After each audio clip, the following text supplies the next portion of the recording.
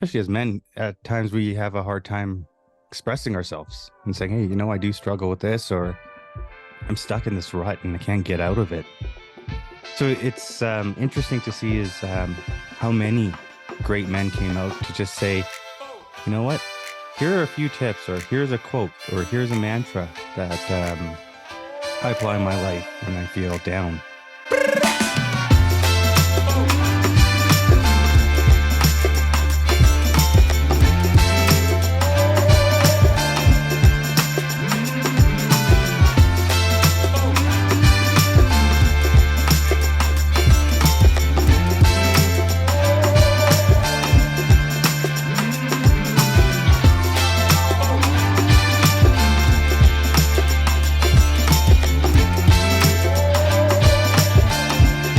How are you today? How you doing? I'm doing good. What about you? How you been?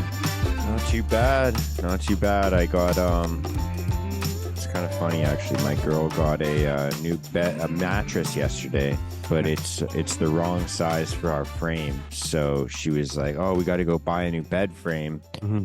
And then I looked at the price of bed frames and I was like, "Man, I'm a carpenter. I think I can build one for us. Don't worry about this." So yesterday was like the designing and like starting to cut some pieces, and then this morning I did a little bit. I had to run to the store and grab two more pieces of 2x4 and some more angle brackets, but we're gonna have the bed back together in no time. Nicely done. How much are bed frames nowadays? It's been a while. Dude, they're stupid. I looked, there was like cheap ones on Amazon for like 200, but like I looked at like IKEA and they were like 650, 700, $1,000. And I was like, yeah, no, this is not Come happening. Like, on. this is ridiculous. That So doesn't, that's not right. yeah, no, I'm actually a carpenter. So I was like, I'll Really? just, yeah, I can just get the lumber. I spent like 100 something bucks on lumber, and I was like, I'll just put this thing together myself. It's is that your trade? Like like that's what you do for your career? Yeah, yeah. I have we have a little family business. It's like me, my dad, my cousin, and then a couple other guys that work with us. And then we do home renovations and restoration work, but I'm a carpenter by trade, yeah. That's an art. It can be sometimes. Yeah. So a lot of the times it's like any other job, you're just trying to figure it out as you go. Does it get easier over time? Yeah, absolutely, Yeah. man. Absolutely. It does. It gets well, I would say dealing with it gets easier.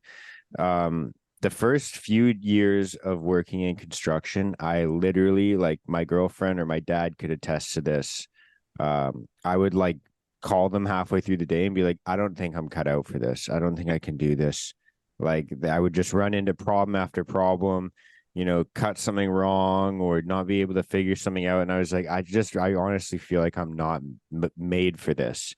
Yeah. And then my dad was like, dude, you're just like going through the process of learning. Like, this is what it's like. You fail and then you learn from it, and then you fail and then you learn from it. So now it's like I deal with similar problems, but I'm like, oh, this is just what happens. So we're just getting over it. It's one of those things, right? It's like that journey in our lives. Like we just think, oh my God, failure is a catastrophe. And it's not. It's a this is what we're supposed to do, learn. But I think the minute you stop learning and you think you've got it figured out is the beginning to the end. Yeah, absolutely. Oh yeah. Yeah, it's like the more you learn that you have to learn, if that makes sense.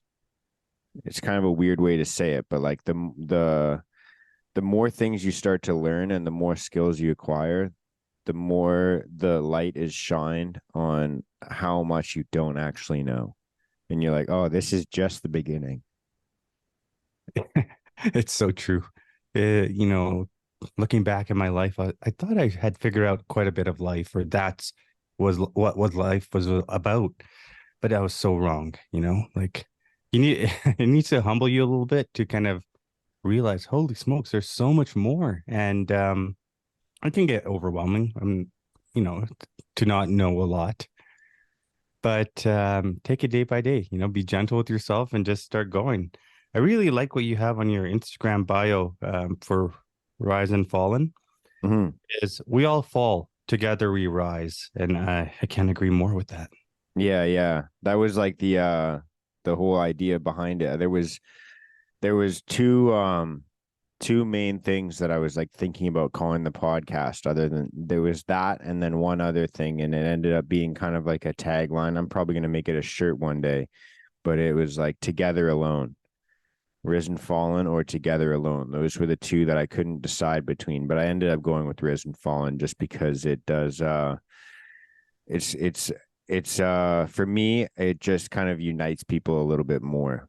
It just makes me think of like rising back up. It just makes me feel a lot more, it's more uplifting than thinking like together alone. The idea behind together alone, the reason I still cling to it and want to make a shirt out of that one day is because like everyone has this weird isolating idea of like, oh, I'm so alone. Like nobody thinks this way, nobody feels this way, nobody would understand what I'm going through right now. Like everyone thinks that their individual problem makes them separate, but that is the thing that unites us because everyone feels that way. It's so true. But and you know, that's kind of where Mentell came around. So everyone's siloed. You know, it's we're so connected today, yet we're disconnected. Mhm. And I thought if we can all come together and in a gentle way open up the conversation, I think that's a start. Because sure, we all have baggage, we all have the downs, and you know, I think especially as men, at times we have a hard time expressing ourselves and saying, "Hey, you know, I do struggle with this," or "I'm stuck in this rut and I can't get out of it." So it's interesting to see is how many great men came out to just say, you know what? Here are a few tips, or here's a quote, or here's a mantra that I apply in my life when I feel down. And I thought that was it was remarkable to see. And you know, I encourage people not just to do it on social media, but in person, because that's the real thing. Like these one-on-one conversations, that's where it starts. Mm-hmm.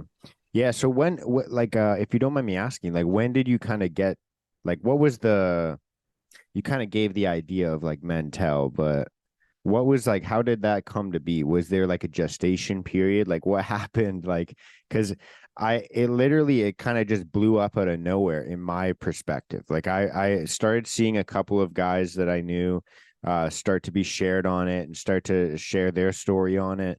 And I was like, what is this? What's going on here? And just kind of walk me through the process of like what made you want to do this? How did you name it?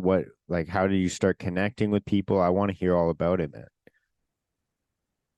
Sure. So, you know, just like many of us, I've also struggled with mental health. Um, didn't realize that many times in my life, but kind of came around and I said, you need to wake up. You need to do this for you. You need to be a better you, not just for you, but for the folks around you. Step up, you know. And it's not the mask, it's the true authentic self that you needed. And I guess November 25th this year will be 3 years for me to be sober. So that changed my life. Um, you know, gave me a second life, I would say. I right before that, a year before that, I lost my mom at a young age.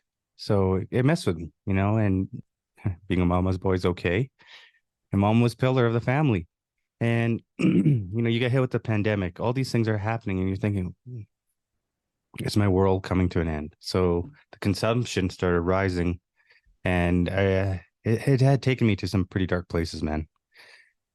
And I said, you know what? I'm done. I went online during the pandemic, found a group, and just started going every evening. And I never touched alcohol again. You know, made that decision. I am done. I've heard it before from people. Hey, you know, maybe you should slow down. But oftentimes it's that we have to tell ourselves and really mean it, not the other way around. So I ended up on these meetings and realized I was never alone in all of this. Holy smokes, I could have ended up like that individual did, or that individual has gone through what I've gone through. And it was like one big virtual hug. It was comfort. And it truly uplifted me. And those people have been kind of guardian angels to me. After that, when you stop drinking, your social life is done. It's out the door because your buddy's not going to say, "Hey, man, want to come out for a beer?" And you're going to be like, "Ugh, I can't." And even if I can, it's not the same anymore because you know, if you're the only one sober there, people are repeating themselves and the volumes are just getting louder. I mean, we've all been there. Yeah, yeah. And there's nothing wrong with it, but I just had to be on that level. So started the podcast January 2021, CanadianPodcast.ca. And wanted to talk to people about life from all walks of life. So whether you're an entrepreneur, an artist, and understand what makes you tick. How do you get out of not just the best days of your life, but the lowest points, and how do you bounce back? It's that general curiosity I have, right, of people and understanding. And May 2021 comes around. I get a domain name called Mentell.ca. I said, you know what? I want to get out there and talk. And I want to focus on men's mental health because, well, I can only speak for that. That's awesome, man. Yeah. So that happened and didn't do anything. I couldn't build the courage to do it. But you give it time. I mean, June came around, June 2023. I mean, how many years later, right? Almost 2 years. And I said, you know what, Zach, you're going to push it off another year, or you can do it this year. And this year I found many inspiring people, folks that, how can I say this? Got your six, got your back, 6 o'clock. Hmm. They're uplifting. Not through their words, but through their actions, their daily actions. And I thought that is something that can give me some courage. And I reached out to a friend of mine, and I would say a mentor, Sean Taylor. He's I don't know, say how many medals he's won in mountain biking. He's a veteran JTF2 sniper, and the list goes on. But this gentleman does so much, and he's turning 60 years old this year, and he's just go, go, go. I said, Sean, I want to do this, but I'm scared. He's like, who cares? You fall, just get back up. And I thought, all right, well, he's like, Zach, if you launch the video, I'll do the next video. And as you can see on Mentell, if you scroll down, he is the next video doing the push-ups and talking about 22 push-ups he does every morning because a stat, I think it was done in 2011, said 22 veterans die each day across, I think it was in the States. But, to honor that, I thought that was remarkable. And, he stands by everything he does. So he had my back. And I think there's something in terms of the power of belief when people believe in you. And we've been in there when we don't believe in ourselves or that imposter syndrome. We're not ready. So it was really neat to get that kicked off and then to have a group of us come together and say, okay, let's all do this as a movement. Because we don't hear it in the news. You didn't hear Men's Mental Health Month much on the news. So who stands up for that? And where are those conversations happening? I mean, yeah, suicides at an exceptional rate. I would say more than ever, since the pandemic, it's really expedited people's mental health. 100%. Yeah. 100%, man. Yeah. What do you think thus far about Mentell? And obviously it's a start. We said we didn't want to just keep it for Men's Mental Health Awareness Month. Great to kick it off then. But what about if we could continue the conversations? 100%. That was my biggest fear when I first saw it, was that it was just for the Men's Mental Health Month. I was like, oh, they're just going to do this.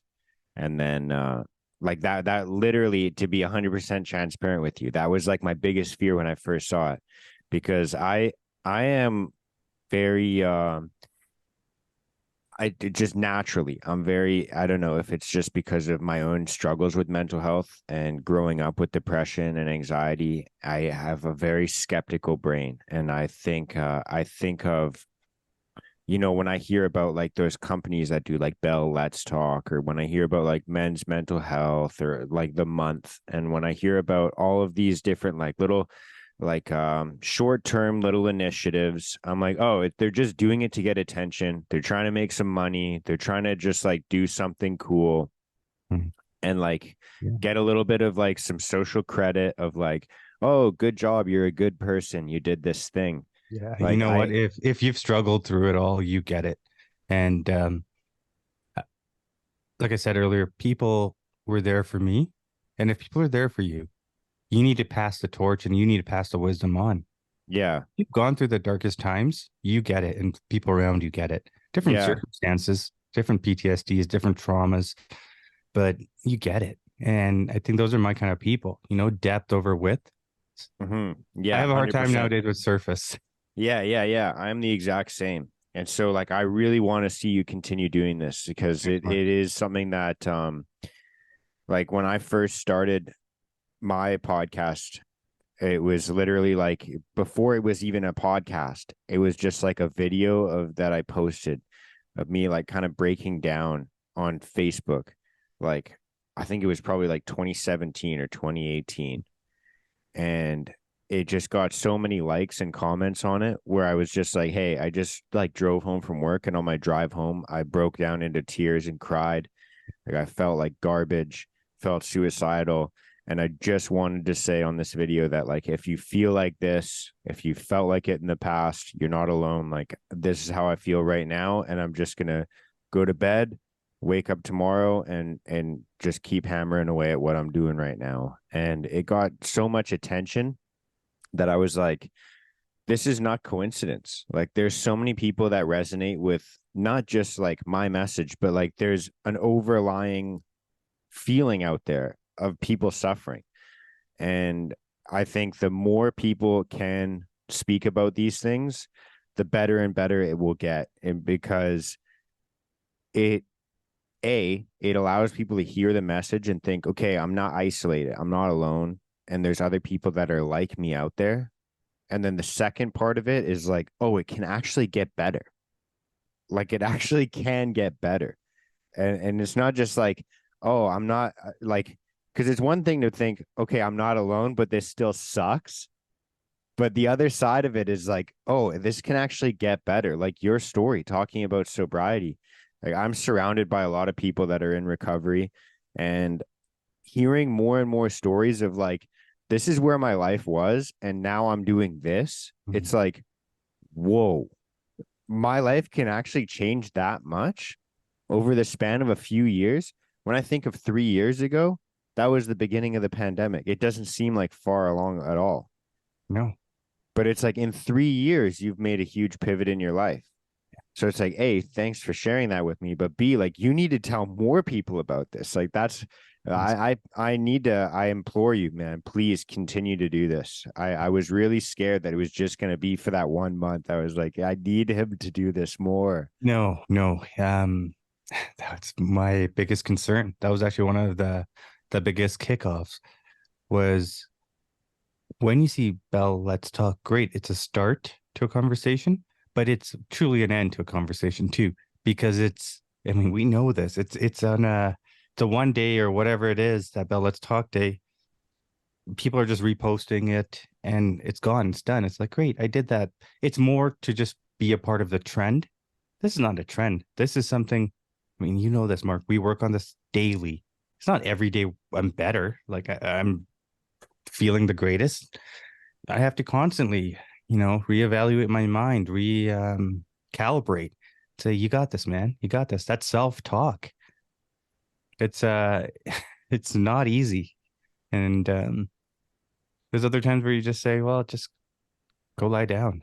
Take it easy. I think one thing I've realized, man, is getting sober is the gauge of my thresholds, how much I can push myself and where that limit is, where I realize burnout's coming or creeping up on me. Because, when you get tired or good days, bad days, it was easy to just grab a beer and Mm-hmm. go to town. So now you got to sit with it. You got to deal with it. And there's so many ways. One thing I do is I love painting, so I paint a lot, and or just go for a walk with my dog, and just hang out. Like just that's all I need. And it's funny because as you maybe get older or things happen in your life, it's the simple things that matter. It's the simple tools. It's not the we need to complicate our lives or get more things to better ourselves. It's literally cut out the noise. It's so noisy out there. Just stay in this for a second, figure it out. Mhm. And you might figure it out for that minute, but then the next day it's back. Yeah, yeah, absolutely. So, What? bro, tell me this. You talked about Mentell.ca and you want me to continue it. And of course, there's many great men like on that are continuing it with me. What are some things that you could give us as ideas or tips? Because this is not a one person thing. This is all of us. Like we need to come together and stop hanging out in these silo corners and just watching things. Join the conversation, have these talks. Are you thinking maybe a podcast once a month? Which a few people, actually, a friend of mine, Greg, had told me, why don't we do a podcast um, where we have a bunch of guys on a panel every month, and we can talk about certain things that people ask questions about, and we highlight them, and we have these conversations. What are your thoughts on that? Again, this is not a charity. This is not even a fundraiser because we said no, none of that. This is not about that. Let's be honest. Do we ever look and know where the Bell Let's Talk funds are going? No, we're not doing any of that stuff, man. It's like let's be human. Let's be real. Let's have these convos because this is what matters. This. Yeah. I don't know, man. It's tough to say which direction to take it. Even that's it's something that I've had to like deeply consider with my own kind of project as well, where it's like, what am I really doing here? What like that's I've had to ask myself that question so many times, where it's like, what am I really doing? What is my goal? What is my aim? Um, I think that a podcast is kind of it's almost like a foundation at this point with any initiative. Like I think that it's a necessity just because in terms of getting your voice out there, building some sort of a consistency or a story. Yes. It's so but it's so individual and different for everybody. Like like I have a buddy of mine, his name's also Zach, and he actually also lives in Alberta. He has a Nice. podcast called the Plaid Jacket Philosopher, Okay. and it just all he talks about is like struggles in the blue collar like field. Like he's an electrician, he works in like the oil rigs, and all he talks about is like the struggles of going through from apprenticeship to journeyman to doing like anything within like the blue collar Mhm. realm of Great. existence. And a lot of the things he ends up talking about coincide with mental health so closely that I've had him on my show like 4 times just because I'm like, dude, you are such a cool guy. Like I love talking to you, man. Like, and I don't know. There's other shows like on my podcast. I end up doing interviews. People I call them interviews pretty loosely. I think that they end up just being conversations like this. Because I think that it's cool for people to hear about different stories and different. I have some guys on, like a couple of my buddies that come on. We talk a little bit about philosophy, and we end up just kind of joking around and shooting the shit for like 40 minutes of it. I love But it. like it brings people new perspectives or allows them to hear different stories. And then my solo episodes are like short. They're like 10 to half an hour, 10 minutes to half an hour of just like something that I've gone through recently, a lesson that I learned through doing that, whatever it could be. My goal for that, and this is not telling you what to do. This is just me sharing my side of it. Is like my goal is to have something that's put out, twice a week when someone starts their week and when someone's wrapping up their week, where it's just like a little nugget, just like Mhm. dropping breadcrumbs Love it. of just like, hey, this is something that I went through recently. It sucked. This is the lesson I learned from it. And just like I say it in the intro to my solo episodes where it's like, I think it's important to remember to just get like 1% better every single day. and along the way lift others up as well. Oh yeah. Like those are the two most important things in my mind. Is like if we can share that message of just like, I'm not looking to become like the overnight millionaire. I'm not looking to become like jacked in 30 days. I'm not looking to like make all these enormous changes in my life in a tiny period of time. Like I'm just looking to get like that 1% better every single day. And along the way, just lift one other person up as well. If you can do that, if everyone did that, where would we be? You know what I mean? Like if we could all just lift one other person up, where would we be? We'd be Yeah. in a much more beautiful place, right? My mom had said something to me, and she used to say it a lot, was try and make someone smile at least once a day, and it just spreads, that positivity in a time where it's so negative. Like our lives are surrounded by that. And if it's, if it leads or if it bleeds, it leads kind of a thing. Yeah, yeah, yeah. So good news often is in the shadows. And I think if we can, and it sounds hoaxy pokesy, but we really need to amplify that. And who's going to do it if we don't do it? Oftentimes say, well, who's going to listen to me? Just me. No, you matter. Oh yeah, You matter. I mean, we 100%. matter. Everyone matters. Oh yeah. And the thing is too is I think that podcasts are a great way to go about things because everyone has their own little like there's so many different types. If you were to look into the mental health or the self-development or the self-improvement genre of podcasts, you'd be like, it's kind of daunting because you'd be like, there's so many of them out there already, No, yeah. right? And you look at the biggest ones, the ones that inspire you the most. Um, each host, each person that does a podcast is so individual, is so like different from one another. And it's for me, what I think is powerful is how much different people can resonate with each individual because of the way that they speak, because of their backstory, because of the like certain things in their lives where they're like, that guy's like me and I can be like him now. Right. And I think that everyone has an aspect of that inside them. And we all think, oh, I couldn't do that because I'm not that guy. And it's like, you know Yeah. what? That person is like an exceptional 1%. Like they're so different.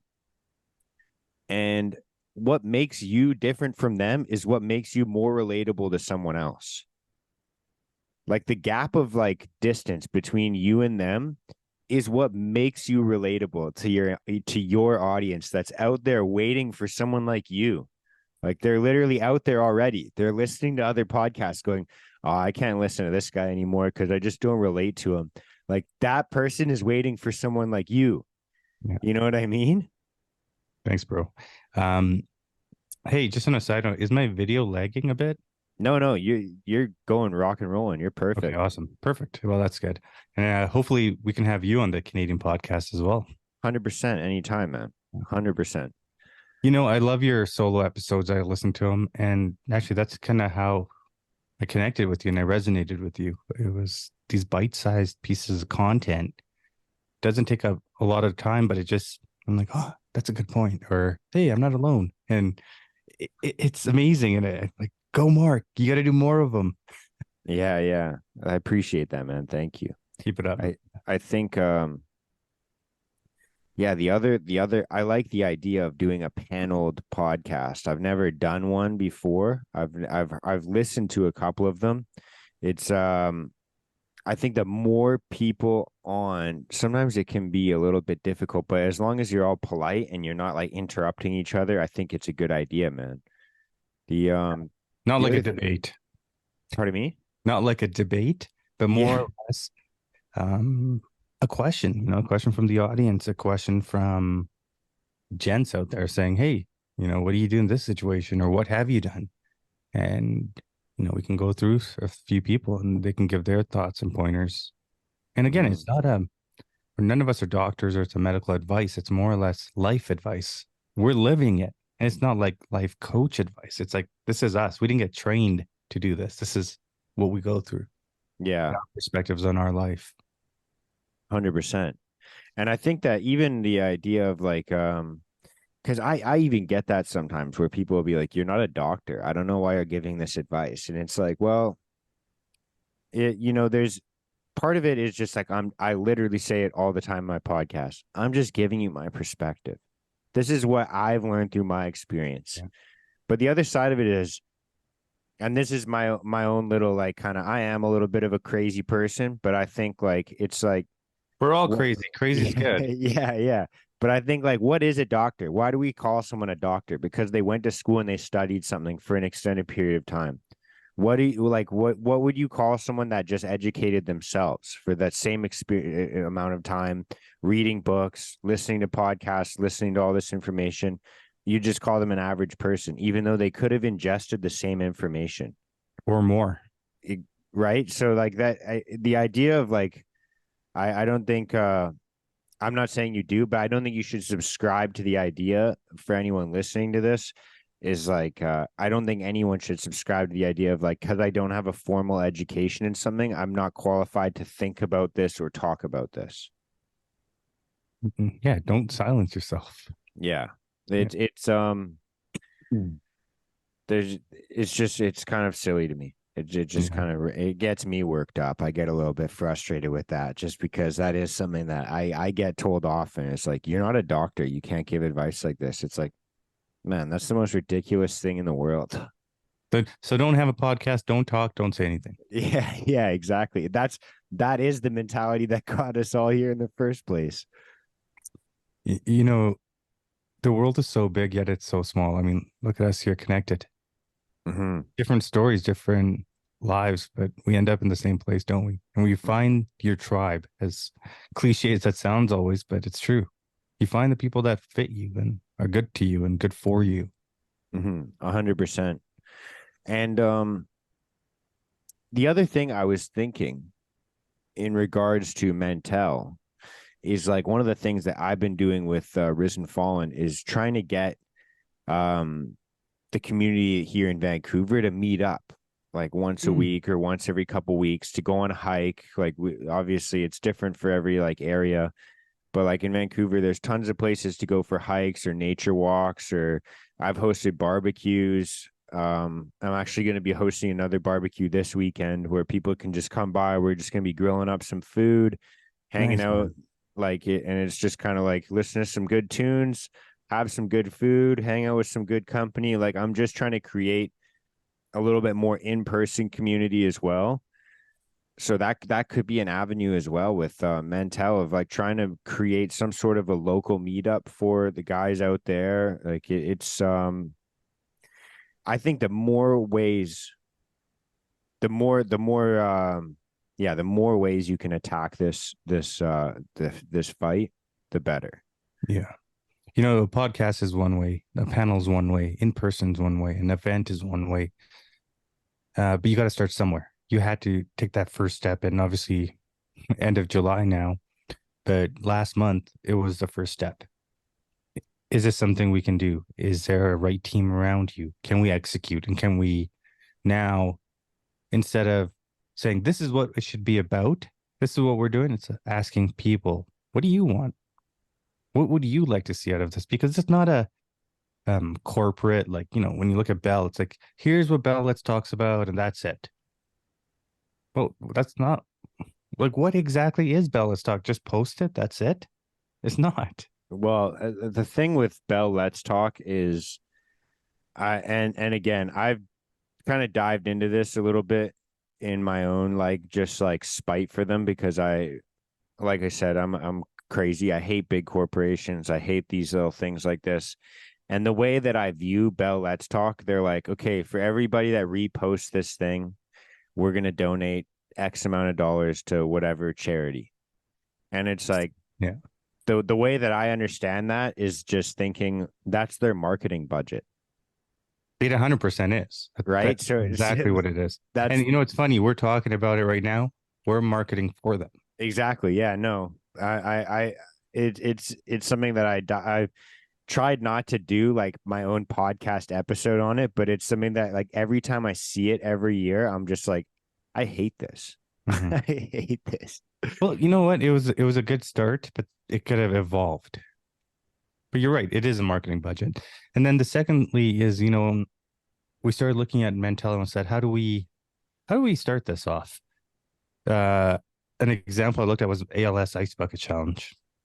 Without the ice bucket and all of that, you can't do this when it comes to mental health. You can't nominate people and say, hey, I nominate Mark to speak on his mental health. What if Mark's not ready to speak on his mental health? What if Mark just Mhm. wants to listen this year? Maybe Mark is speaking, but he doesn't want to speak on social media. You can't call people out. You got to let them evolve when they're ready. And you know that it took so long for us to get here. And now there's so Mhm. much more to do, but you got to start somewhere. Mhm. Mhm. It is. It's difficult to it's a difficult one to navigate. I even for a while I was like I had this thing on my podcast before it was even called Risen Fallen. It used to be called Hey Mark, and people could send in a video clip saying like Hey Mark, blah blah blah blah blah, and they could just like ask a question or share a little sentiment from whatever they were thinking. And I realized because of the I came to the same conclusion as you. Like it was very difficult to ask. So it was always just like an open invitation of like, if you guys want to share this, you feel free to send me a video clip or something like that. And it got, I got like the first few waves of people that, and it came like pouring in.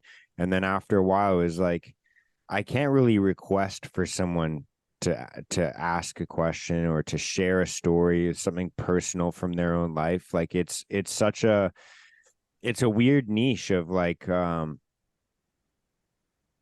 I don't know. I feel like it's like this like consistent back and forth of like you can't force someone to share their story, but the solution is for everyone to share their story. It's so true. So it's You like nailed it. it's like a back and forth battle of just like all I can do is lead by example. Yeah. That's all I can do. And that's why I've gone ahead and through my podcast of just like I just want to continue sharing. I just want to encourage other people to share. I'll invite people onto the podcast and allow a platform for other people to share and not have it be like some rigid thing. Like I literally have no rules. You can, and I'm sure that you're probably the exact same with your podcast. It's like there's no rules. Like you can say whatever story you want. You can say it in however, whatever, use whatever crass language you need to use to express yourself and talk about whatever you need to talk about, whether it has to do with substance abuse, whether it has to do with physical abuse, whether it has to do with anything. Like I don't want people to feel like, oh, I can't share this because it's too dark or it's too grimy or it's too dirty, because Yeah. we all have stories like that. Yeah. I can't agree more. We're an onion, and whenever we're ready, that layers will start peeling. So I could say something, well, sobriety for me. Why was I drinking so much? What was causing that? Now you start going through that. Why did I feel alone at certain moments in my life? Why do certain people or certain environments trigger me or triggered me? You got to go through those things. You can't just put it away and not deal with it. It's easy to do that, but you'll never grow as a human. And I think you will never reach your highest potential to be the best version of you. Yeah. So the goal is like be the best you for you, and it trickles to everyone. I mean, Mark, if I didn't stop drinking, the podcast wouldn't have started. Mentell wouldn't have started. You and I wouldn't have this conversation because I couldn't deal with myself. I can go within. So how the hell would I be able to have a conversation with you? I would run away, Mm-hmm. alienate, or I would just say, "Oh man, that was a tough conversation. Now, time for a drink." Yeah, That's messed yeah, up, man. That's messed up. At it least I can is. for myself. No, it is. It is. I haven't had a drink. I think it's been 13 or 14 months. Nice. And I think alcohol is the enemy, man. I think it I have my own conspiracy theories on that, but I think that sobriety is probably the way to go about it. Um Do you mind? I was going to ask you, this may be a sensitive question, but did you go through a 12-step program? Did you I go did. through that? I did. Yeah. I And didn't do it the orthodox way of doing it, where you read the book and practice it on a daily. That didn't work for me specifically. It's worked for many others, but for myself, it was mainly chiming in, listening in to the conversations with others. That's what clicked for me. Reading the book, great.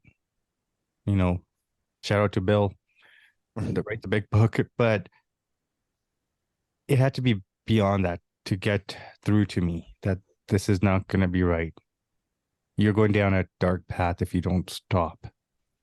And, the last night, man, like I was drinking so heavily that, yeah, I was done with life. I was, let's say, it just went down certain paths that, we both have seen or thought about. Mhm. Yeah. And I woke up, I was like on the floor and I was like, whoa, I'm up now. That's scary. I'm alive. I'm here. Time to change. Never went back. Yeah. I was shaking. I was in withdrawals, all that stuff. And yeah, you just change your life. And like you said, the things you have now, it's not materialistic things. It's you. You got you back or a new you, whatever you want to say. But a lot of things that I liked doing as a child started coming back into my life. So painting and drawing and the things that I used to cope started coming back in my life and it made me happy again. And I thought, yeah, you know what? Gotta do more of those things. The inner boy, the inner child, to create that inner smile. Yeah, And smiling comes 100%. from inside. Happiness comes from here. You know, try to smile with your mouth closed. Like it just happens, right? If you think about smiling, you just smile. So I think if we can do that more often, you're good. You got this. Yeah. I love the idea, the sentiment that you share, and you've said it a couple of times of just like enjoying the little things in life. Because that's one thing that I've noticed since I've started to see.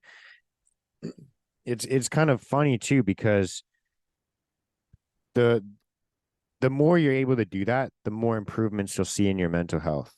But also, the more improvements you make in your mental health, the more you'll be able to do it. It kind of is like this weird double helix, like kind of pattern of upward spiraling. And the last few years, I really have, like, I'm thankful to be able to share that I have made big advancements in my own mental health and the battling depression. And the more I've been able to do that, the more I've been able to find enjoyment in my work, find enjoyment of just like doing the little things. Like my vacations, I don't get to go on very lavish vacations. For me, it's usually like a fishing trip or going camping. And just being able to walk around a lake now, I'm like, this is amazing. Like I can't believe like I'm on this earth. Like God made Yeah. this all and I get to enjoy it. Like this is amazing. Yeah. And little things like things that I never really enjoyed even in my like growing up phase, like being able to read a book. When I first completed a book the very first time, I think I was like 22 or 23 years old. And since that feeling, I got that feeling of like, I actually did it. I actually read a whole book. Ever since then, I've become addicted to that. Like, I'm like, I need to read every single day. Or for Bro, isn't it you, the micro wins though? it is 100%. But even just enjoying the process a lot more. Like we talked a little bit about that before when I was talking about construction and just revisiting little things like when I was growing up I played guitar and then I stopped playing because I never felt good enough and Mhm. no, oh, I don't have time to practice or don't have to. But now I just keep my guitar is literally sitting beside my desk when I'm listening to other podcasts or when I'm re-listening to my own podcast to edit it. I can just pick it up and pluck around and play around. Like just being able to enjoy, like, oh, I don't have to be good at this. No. I just would need to enjoy doing it. Mark, we're not taking any of this with us. What is perfection? You said something earlier about 1%, 1% better daily. And that's what it's about. Progress, process, not perfection. Mhm. I mean, perfect whatever you want to do. I mean, if you need to make a bed frame, sure, do that because you need to make it right, the measurements. But other than that, I mean, how much in life can you truly screw up? So big deal. You're not the best or at playing the guitar. You're enjoying it. You're doing it. You're having fun. You like playing with each string. That's all that matters, man. It's good for you. It's good for your soul. You know, some people ask, well, why do you have a podcast? Or why do you need a podcast? Do you like listening to your own voice a lot? And I'm thinking, well, Yes, why, yes, I do. yeah, exactly. Come on. And it's like, well, have you listened ever? No. Then you got to start, or I think it's so easy to put blame or criticism on others. And when people do that, we can shut down conversations, shut down progress in society by just saying, oh, well, you can't do that or that sucks. When people say no, it's like, try me, let's go. 100%. Yeah. For the Yeah. most part. No, no, I agree. The beautiful thing I think about what you were saying is like just to find play. Like you were saying, like, so what if you like you're playing guitar. And when you said that, I was like, it's funny that we even use that word when it comes to instruments, when it comes to, like, why we don't use that word for so many other things. Like nobody says like I'm mastering guitar. I'm Yeah. executing like on guitar. We say I'm playing guitar. And that is the beautiful part of it is like it's you're playing. You're having fun. Like a child plays with blocks. Like is a child building the Taj Mahal? Is a child building the Statue of Liberty? No, they're playing with blocks. They're just building things to knock it down. Like that's like the idea isn't to like achieve perfection. You're just doing it for your enjoyment, to Yeah. find fun, I right? think people should not lose their inner child. What do you think about that? 100%. Yeah, 100%. And I think that that is um philosophically speaking, like that is probably like one of the issues that a lot of people deal with is the disconnection from their inner child. And I know that if you've done like like in the 12-step program, they call it like the taking your inventory, taking your Yes. moral inventory. Yeah. If you've done anything like that, like your inner child is screaming for help like a lot of the time when you take that inventory of like what like not just like the things you've done wrong and the things you need to apologize for, but like you said, of like what's triggering me right now, why do I feel this alone? Like for me, I can speak openly about like a lot of the issues I've dealt with like substance addictions and behavioral addictions have stemmed from a fear of abandonment, like not like the feeling of like I'm alone right now, but the feeling of like, do these people actually love me or are they going to leave me? Like, am I going to be alone in the future? And so it becomes like this weird scarcity mentality of like, I need to make sure nobody hates me in the future. And it's like this weird, like, I don't know how to explain it perfectly, but it's like it becomes like this like almost self-destructive people pleasing Yeah. mentality of like if I don't upset the people around me, they'll stick around a little bit longer. And you know what happens, right? We abandon ourselves through the And process. that's exactly it. Yeah. And I Chip think by that chip. yeah, yeah. And I think that that is like when people do disconnect from their child self or whatever way that you use words to explain it, the more people disconnect from that child self, the more disconnected they are from the understanding of what's driving their behaviors. Because I think that the more you're able to connect with that child self and think like, oh, this is the thing that it needs. And it's different for every individual. For me, like I said, it's that fear of abandonment. For someone else, it might be like the feeling of being alone. For someone else, it could be anything else. You know, it the more you're able to connect with that and understand it, the more you're able to make sure that that part of you is nourished so that it's not manifesting in negative ways in the present. Does that make sense? It makes sense. No, I'm no, no, kind of you just nailed going that through one. this thought No, process. no, that makes sense. I'm just, for me, I'm trying to think is how did you know that that was the issue at hand or one of the issues at hand for you to start working on? Um, I loosely went through a 12-step program, and I have a big book. I also have the Russell Brand version. I don't know if you've read his book, Recovery. I haven't.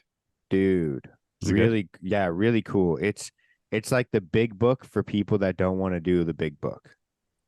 That's Hmm. kind of the best way to explain it. Today's era.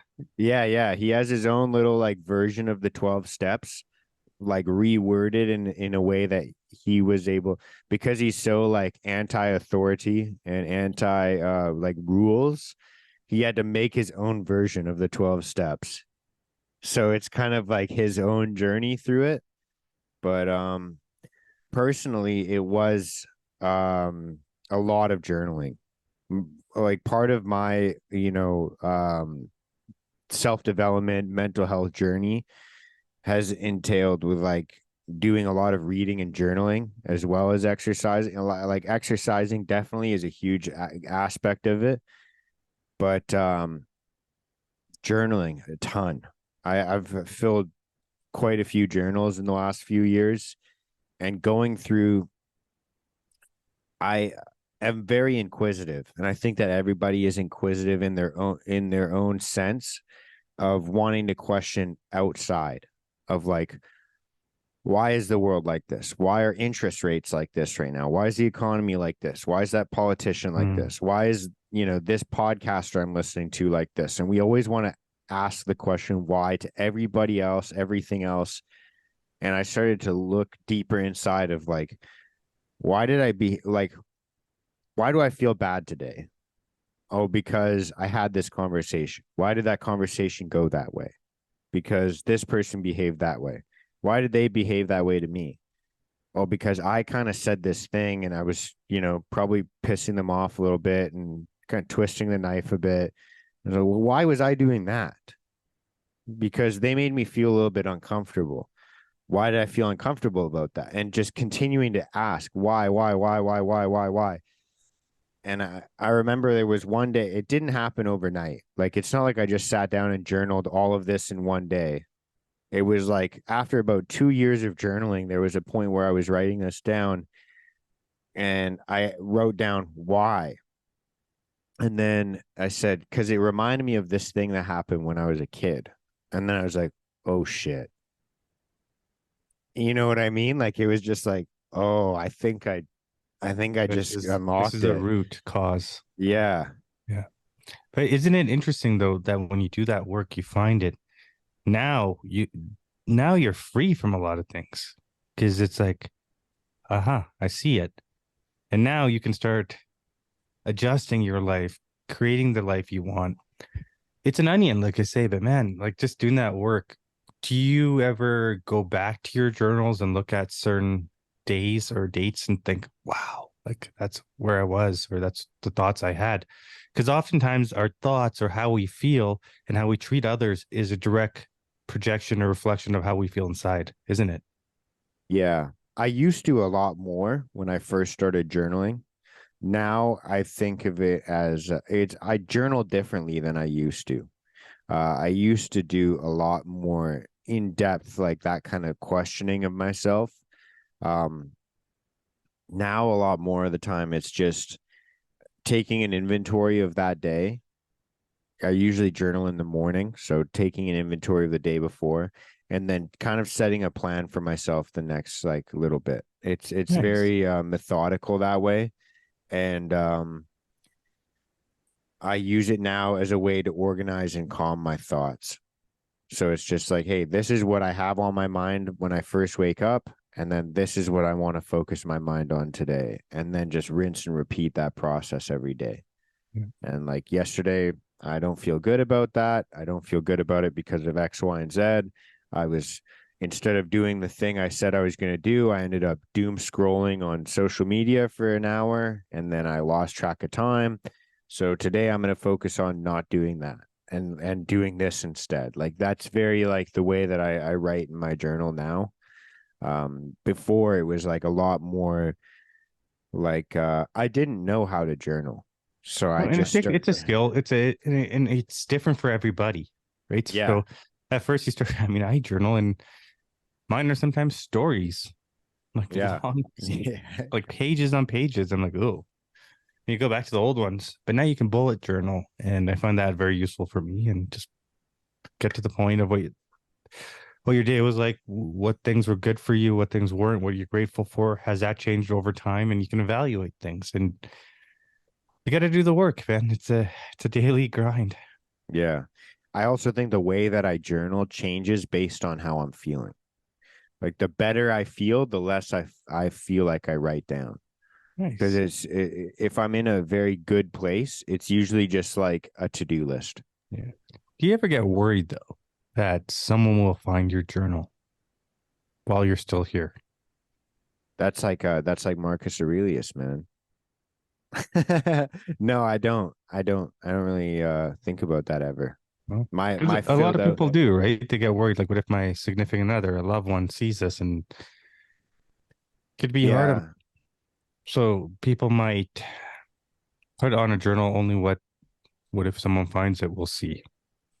And that's not true. That's not being authentic. That's not being, you shouldn't even write in the journal if you're writing it for someone else. That's more a memoir. That's more, later on if you want to adjust things. But you got to put in the work. You got to be true to yourself. I think that's the other thing is like what I've learned through it all is maybe be gentle with yourself. Cause I wasn't, man. Like I was and have been tough on myself because I needed the discipline. I needed to call myself out on my own bullshit. Right. And I had to get to that like level of lingo because, you could say, oh, I'll do it tomorrow, or, oh, it's okay. You're healing. You're going through sobriety. It's okay, man. Just take it slow. No, you got this. Do it. You got to do it. And, it's that self-talk that I needed that, how do I say, assertiveness to get myself to where I am today. Again, it's different journeys for everyone, but that worked for me. I wouldn't recommend it.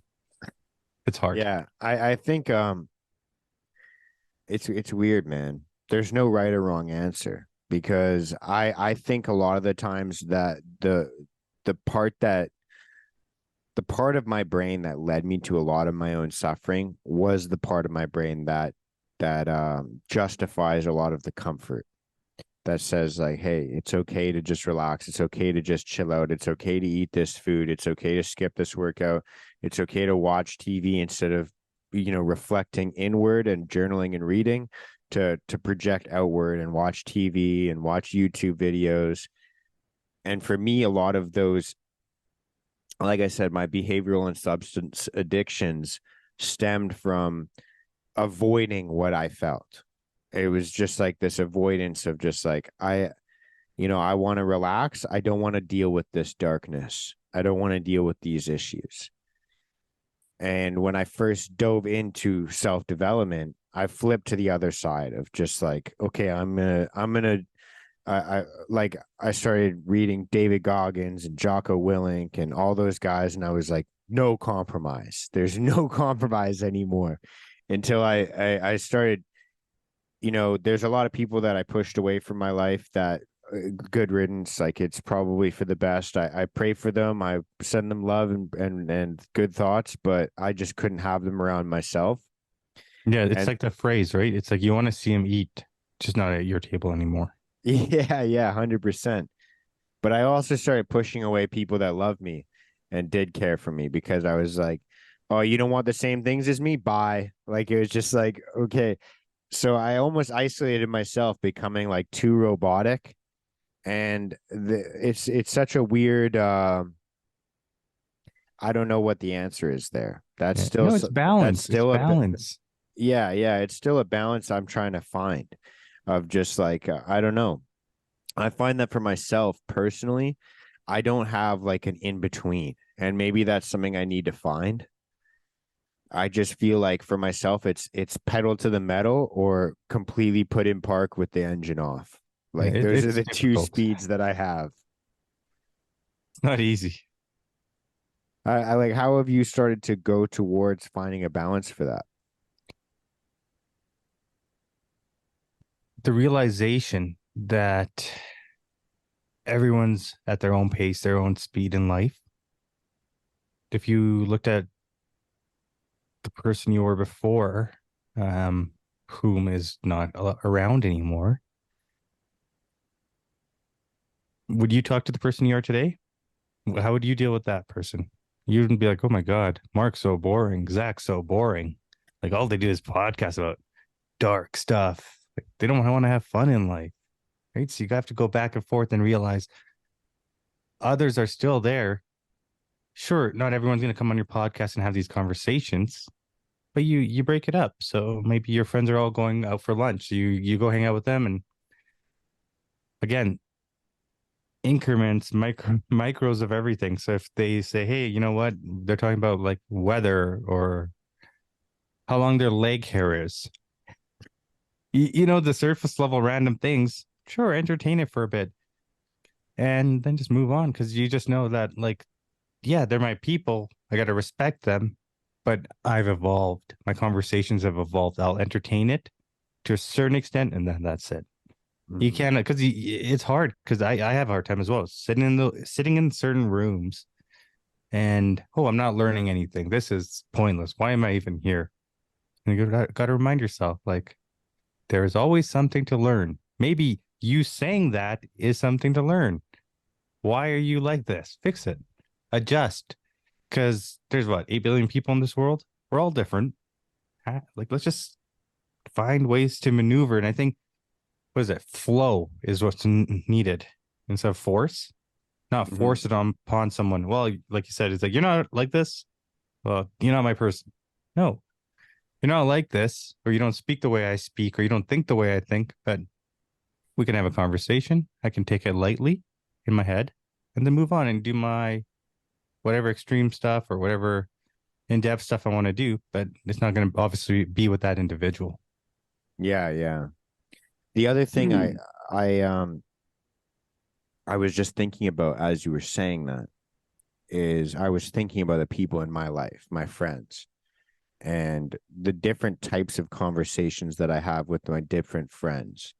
Because there's friends of mine that I'll have my conspiracy theory conversations and we'll dive deep and put on tinfoil hats together. And there's other friends that I'll sit down and talk about philosophy.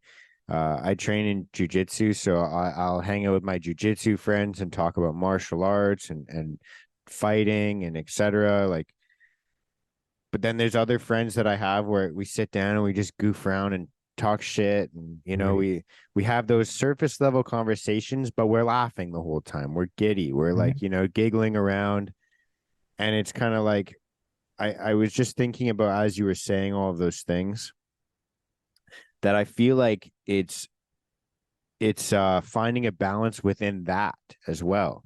Because it's not even to say, I remember saying to my one of my old roommates to analyze the conversations you have with people and to value your relationships with them based on what you value from the conversation. So those friends that you have, those surface level, like kind of like giggly, pointless conversations, I was telling him to devalue those things. And I'm realizing now that there is value in those things. Like Yeah. that's part of who I am, is like kind of that jokester, class clown. Like I want to have fun. I want to joke around. There's certain times where I want to talk to someone that's going to intellectually stimulate me. And then there's other times where I'm just like, I've had it for the day. I think I'm just going to have some fun now. Yeah. So And you gotta have fun, man. Life is short. Like smile, be happy. I would say is you're not good to anybody else. If you're not happy, you're not good to you. Right. So laughing, smiling, being happy, that's so underrated. And I'm not saying fake smiling because we see that a lot on Instagram or on filters, like someone smiling, but I know them in real life, so called, and they're a different person. They're mm, negative. They're always upset. And I'm thinking, why are you posting all the photos of you smiling and laughing and pretending it when it's not true? And of course, you don't want to always put yourself mopey and sad and all that, but But you gotta be true to yourself because I don't know. That person that I know is obviously I've distanced myself from them because they're not owning up to it. And it's not my place to tell them that. That's their own journey. Yeah, yeah, 100%. I can't judge people, man. As much as we do, we're humans, we do that. It's so easy to do that, point the finger at someone. I try now not to judge because you don't know what they've gone through. And we know people that are really happy and that are sad, right? Robin Williams, we look at in like the public's eye, or so many of these folks you see like, what? Why would Robin Williams do that? Or most recently, Twitch from Hmm. the dancer, and us thinking, man, these guys got it all. Like wealth, fame, friends, love. But do they? We don't know that. Hmm. So you can see someone smiling and happy, but you don't really know what's going on in their head. Yeah, 100%. And I think that a lot of the time when we cast judgment on other people, it's because we have part of that in us. And it's like, I think a lot of the times I can only speak to myself. Like naturally, I had a lot of hatred for who I was. And I think that a lot of the time when I get mad at other people or I judge other people, it's actually just me hating a version of my past self or a part of me that exists still to this day. Do you think you have envy? Is that something you're dealing with? Um, Sorry, can you repeat that? I don't Oh, really do you hear you. deal with envy or jealousy? Like if someone's doing better than you, or or do you look at that as a way to say, hey, I need to pick up the pace. I need to do better as inspiration? Yeah, yeah, that's Or do kind you of say, like screw that guy or screw that gal? I try not to do that anymore. I don't, that's not really more of a natural thing for me. I think for me, I get mad at people when they do things that I would judge. That's more where my negative thoughts stem from towards other people. I In regards to envy, I realized a while back that if you feel, this is just my own interpretation of the Mhm. way that the world works. I feel like and it's kind of very like woo woo kind of shit, but it's kind of like if you hear something about somebody, say like, oh, Chad got $1 million for selling this weird thing on Amazon or whatever it could be, like anything like that, where you're like, kind of fuck that guy, like it's just like I think that when you hear like, oh, so and so made money or so and so did this thing and was successful, and you feel that negativity inside you, you're telling God, you're telling the universe, whatever word you want to use for the creator, that you feel negatively towards gaining that thing. So like I think it sends subliminal messaging out to the Yeah. whatever you believe created you, that you don't want that in your life. Yeah, and That's there are the way I people out view there. it. There are people out there though that won't do what you're doing, but will try to tear you down because you're doing what they can't do, or their own limits are telling them their beliefs, right, in their mind. I can't do this. Well, this person's doing this, so let's try and tear him down or her down. Yeah, or even trying it. Like you don't Yeah. even have to be doing it well. Like if you just try something, there's people that are like, why would you even try that? Why are you wasting your time? You're like, because I like it. I don't know. Like, what are you doing? It's just the way I think about it. And the other thing is this is on social media. People can say they know you, but do they know you? I mean, I don't think anyone knows me because I'm still learning to know myself and I'm getting to know myself. So you can know Mm. elements of people, but you don't know their full story. And I think, we're so quick to judge people, aren't we? Yeah, yeah, I don't like that guy. I don't like that girl. It's like, maybe you don't like you. Maybe you don't like yourself. Work on it. yeah, yeah. And that's where I was kind of going with as well, with like the judgments of other people. The issues that I come like I struggle less with envy and jealousy now since I've made that kind of discovery I was just sharing. But when I deal with like negative thoughts towards other people, it's like judgmental thoughts of like, I can't believe he's wasting his potential. Why would he do that? Why is he still like I have buddies that I used to party with, and since I stopped partying, now when I see people partying, I'm like, why the fuck would that person waste their life? Like, why are they doing that? And I'm like, well, they're wasting their time, they're wasting their money, they're wasting their energy, they're wasting their love. They're probably pushing the people around them that love them away. And it's like all these negative judgments come into my head. And then, We're becoming more like our parents. yeah, yeah. But then the thing is it's like, wait, you have that side in your personality. Like you've done that in the past, Yes. and there's still a part of you that does those aspects. Like it's like, oh, so you don't waste your time doing that thing, but you also do waste your time doing something else. Scrolling. So it's exactly. So it's like, how are you going to sit here and judge somebody else when you do that? You just do it differently. It's like getting mad at like a drug addict when you're an alcoholic. It's like, you know what I mean? Like, it's like, okay, you do the same thing. It's just a different thing. It's just a Different different vice. Yeah. substance. Yeah, exactly. That's so true. Yeah, you nailed it. I mean, yeah, there's so many things. We had the Calgary Stampede here, and a few people reached out to me. Hey, you going? And I said no. And one guy I know, he says, "Well, yeah, I'm not going to that stuff. It's silly and this and that." And I'm like, just because you're recovering doesn't mean it's silly. Like you're doing a lot of other silly things, which makes sense now. Yeah. Oh yeah, 100%, man.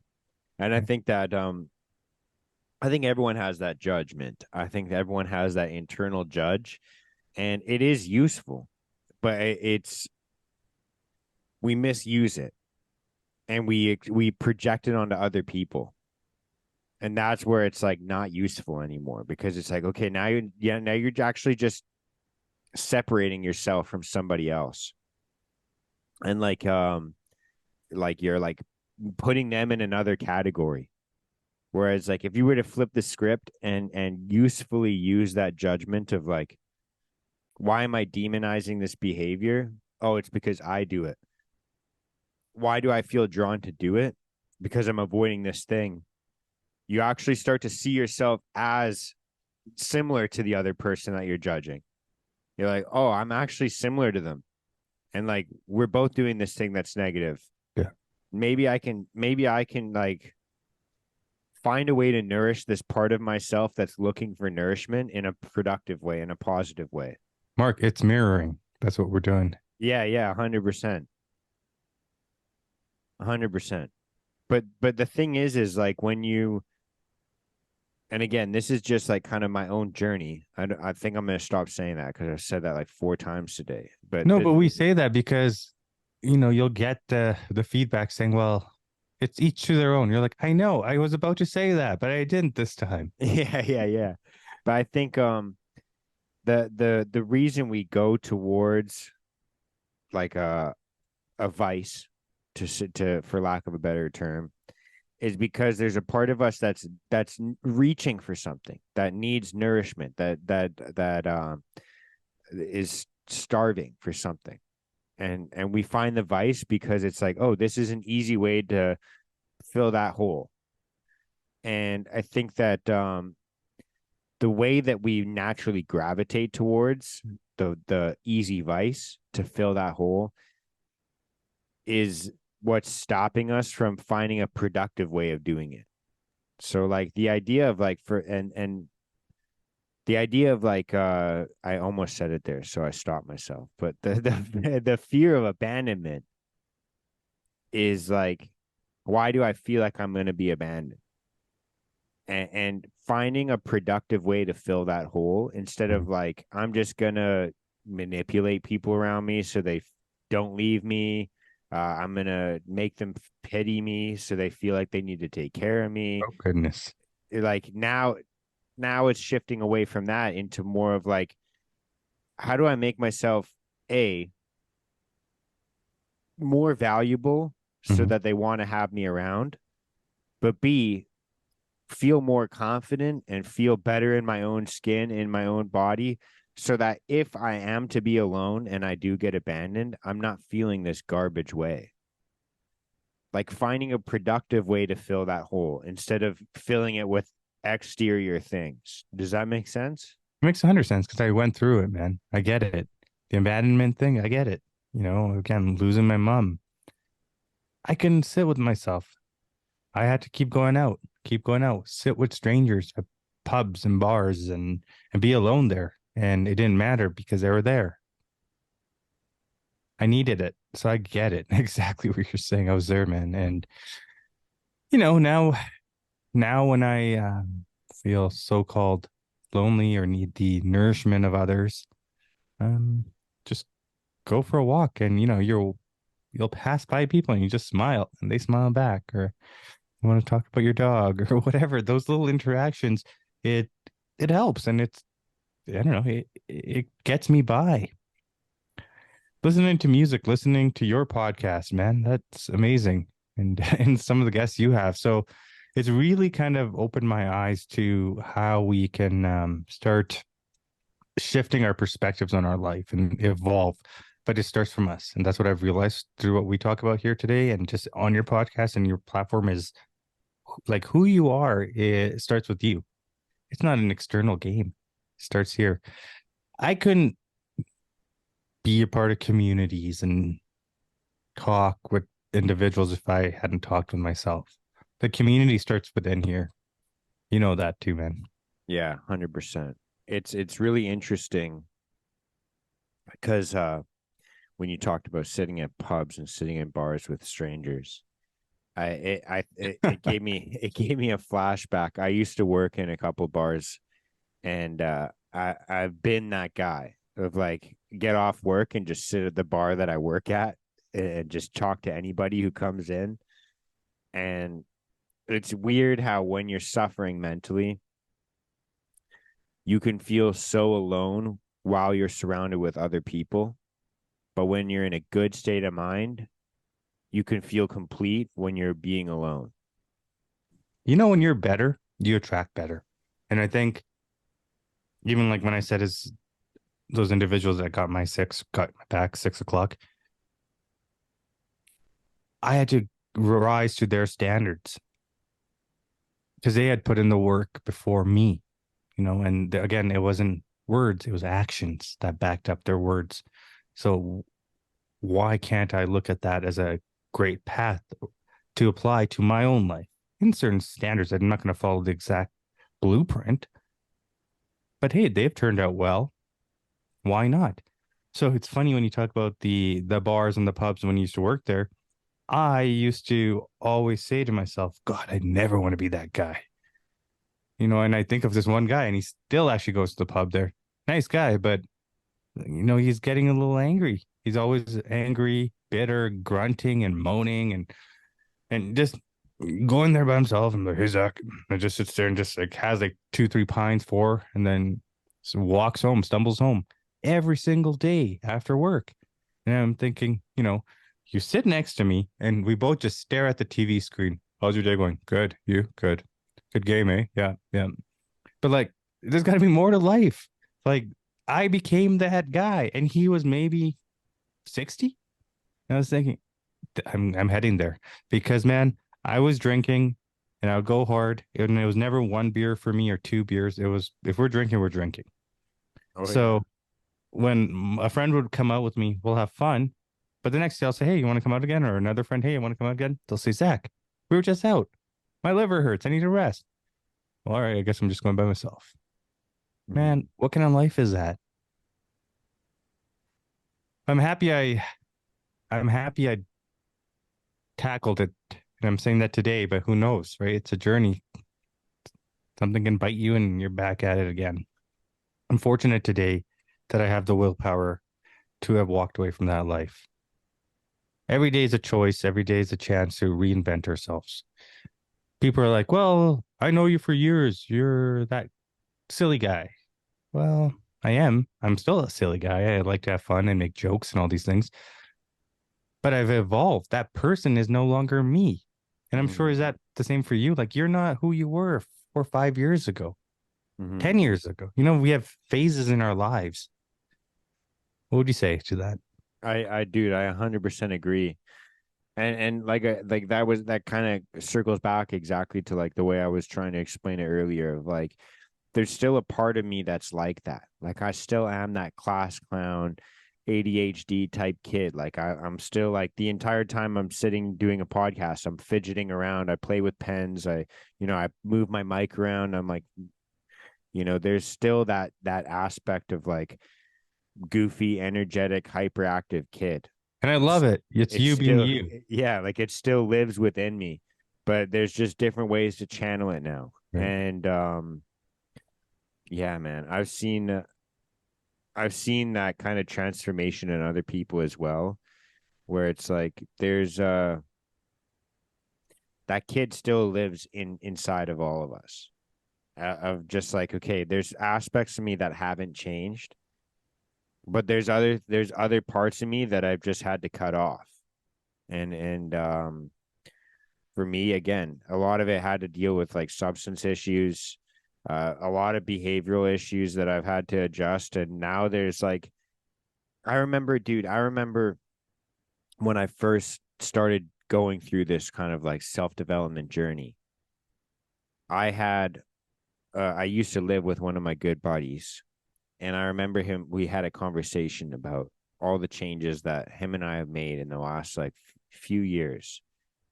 And this is like a couple years ago now, but we're sitting there talking about it, and I'm like, oh, I can't do this anymore. I won't do this anymore. I won't do that anymore. Like talking about partying and going certain places and etc. And then some of the behaviors that I picked up, like running and exercising and reading and journaling, and when I wake up in the morning and when I go to bed at night, some of the behaviors that surround that, like no screens like an hour before bed. And I've always been obsessive. It's just I was obsessed with the wrong things before. And he sat me down one day and he's like, it was like almost an intervention for self-development. He's like, like a couple of your buddies have reached out to me and said like they think you're going crazy. And I'm like, bro, the fact I literally said to him, I'm like, the fact that they never sat you down while I was going out doing drugs and partying and drinking my ass off, they never sat you down and said I was crazy then. But now that I want to become better, I'm crazy. Like, doesn't that tell you something? You've changed, man. Yeah. You've changed. Yeah. They're like, oh, Mark's going crazy. And it's like, dude, you never thought I was crazy before when I was partying? Well, how about this? The people that remember you as crazy partier and all these things, you've changed from that. So yeah, there's a part of you that's still that person, obviously, but there's this growth element. But people want to leave you there, where they can kind of say, hey, we're relatable. You're that person. No way you're better. You're that Mark. Yeah. You know what I mean And by that. yeah, well, and you shake up like the foundation of what they think you are. Their insecurities. Yeah. And they're like, "Oh, I thought you were this, and now you're that." Like and No it way. No, man, confuses them. Yeah, you're lying to yourself. You're not that yeah, person. Come on. yeah. It confuses them. What do you mean you're Uh, not having a drink? Come on, just have that beer. Stop being silly. yeah, yeah, No one will know. 100%. No one will know. I will know. I'm the person that matters here. When they say it's like selfish and selfless, it's like it's such a different thing. But in this journey, you need to put you first. Mm-hmm. And it's call it selfish. I don't really care. It's you need to put yourself first and take care of you. Yeah, Said it earlier, and I say it all the time, is that oxygen mask. You can't put it on anyone else if you don't put it on yourself first, right? yeah, yeah. The way I always say it is, if you don't fill up your own cup, you won't have anything to pour out to others. Nailed it. Yeah. And I think about it like in regards to parents all the time. And the parents that drain themselves and never take care of themselves to fill up their own cup are the type of parents that go to their children and freak out when they mess up something small, spill a cup of water or whatever, and they scream at their kid. And like there's all these little Or the parents that scream at refs. yeah. I just think of it in like if we don't take the time to fill up our own cup, the people that we actually love and care about don't get the best version of us. Nope. And I think that when you love someone, when you truly do love someone, whether it's your partner, your child, your parent, your coworkers, your anyone around you, when you actually love them, part of that love is thinking they deserve the best. And if they deserve the best, that means they deserve the best everything. And that means the best you. Like it's like if you love your partner, you're like they deserve the best partner. I love them so much, I want them to be happy. But that means you need to be that best partner for them. And they don't want to see you coming home from work. Oh, how's your day, honey? Oh, it was so stressful. Busy, busy. Life's busy.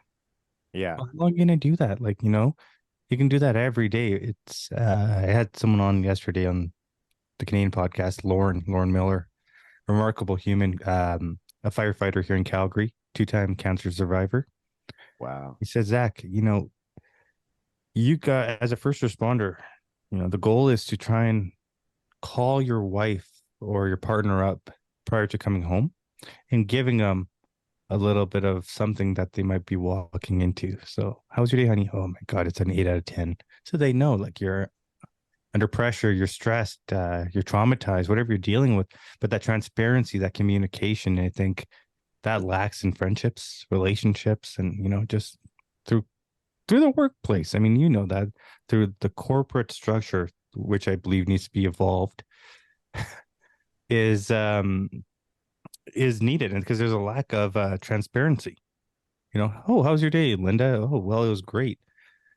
Well, was it really great? Oh no. Dive deep. Learn your employees, learn your people. These are the people that are driving your organization forward. Mm-hmm. I don't know, man. Just how I feel. Yeah, yeah. I try and this goes back to exactly what you were saying earlier, where you said just try and make someone smile today. That thing that your mother told you. Yeah. And I think of that,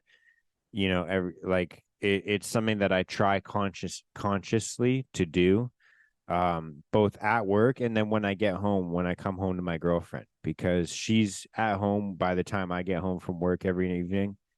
And the first thing she asks me every single day, hi honey, how was your day? How was work? And it's the same, it's a similar conversation, even though it's not the same one as when you show up to work and get to a construction site and everyone's getting out of their trucks and you all like carrying your tools into the construction site and everyone goes, morning man, how's it going? And That's like true. I try and think about how destructive we have the power to be, where it's like you can come home, whether you're just getting to work or you're just coming home from work, and you can say, like, oh, fuck, I don't want to be here. Or, oh, I had the worst day at work. I messed this up. I cost the customer money. I jammed my thumb. I shot a nail through my hand. There's all these Brutal. different, Yeah. there's all these different things that we could go about. And it's like, you know what? I'm glad to be here. I'm glad I have the opportunity to come home. I'm glad I have the opportunity to get to work and make some money. Like I just try and just bring some sort of like I want to make other people feel good wherever I'm at. Right. And you're countering it. So it's like, here's the negative. This is how I feel. But here's the positive. I had posted something maybe a month or two ago where it said how undervalued and understated it is to know that you arrived home safely. Yeah. Yeah, Isn't that 100%. true? Like you made it home. Like the world is big. It's crazy. It's Yeah, unpredictable. Anything can happen. I think part of it as well, again, it stems from the fear of abandonment of like instead of like the negative side of it where I'm sure a lot of people can relate of just like, oh, I'm gonna make them feel like they can't leave me.